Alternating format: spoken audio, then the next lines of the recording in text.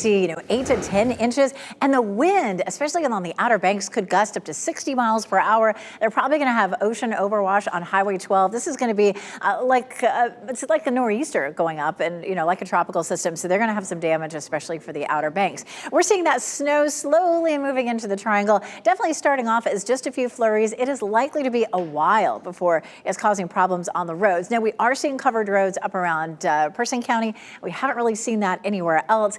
Please go to report it and let us know what's happening where you are. But we're likely to see that heaviest snow later on this evening. And right now, it's the dangerous cold that is the biggest thing. We take a look live look at Franklinton. Earlier, there were a few flurries. I still see a few flurries out there. You can see people out, walking around, no problems out there across most of the viewing area right now. We do still have the heaviest snowfall, and even then, it's just some scattered flurries, mainly along the I-95 corridor and then back to the west. We keep watching this band of snow that continues to drop even farther south across South Carolina. That's going to swing around, especially as this low continues to pull up the coast. It's going to drag some of that heavier precipitation along with it right through North Carolina. Now, we're not promising that everybody's going to see a lot of snow. We have, of course, reduced the amount that we could see in the triangle to as much as 1 to 3 inches, but there definitely is the possibility. I mean, we're looking at snow falling all the way up until, say, 3 or 4 o'clock in the morning. So there's going to be time in some areas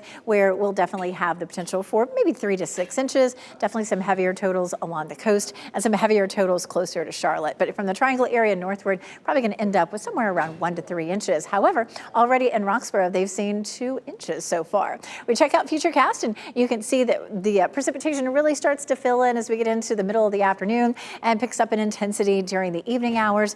Finally, by around 3 or 4 a.m., it starts to move on out. So that's going to be our window of opportunity for snow. After that, the wind really picks up and it's just going to be messy. The reason that we had snow in the western part of North Carolina first is that we had an upper level low. Now we have our low pressure system at the surface that's going to continue to swing the precipitation around, and that will allow everything to fill in across the state, and you can see that as we get into the afternoon.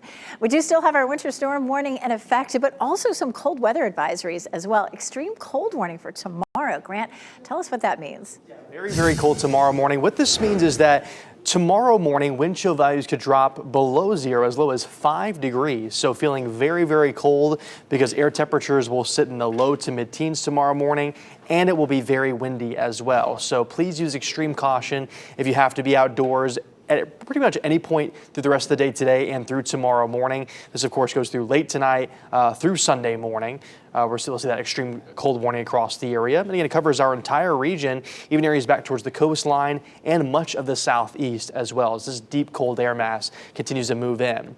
The temperature with the wind chill tomorrow morning looks like this. Teens across the area, and then you have those wind chill values. 1 in Raleigh, -2 Lewisburg, -2 Clinton. Again, some spots could reach down to 5 below 0. So feeling very, very frigid. And the frigid mornings really continue all the way through Tuesday. I think we'll have lows in the teens by Tuesday morning still.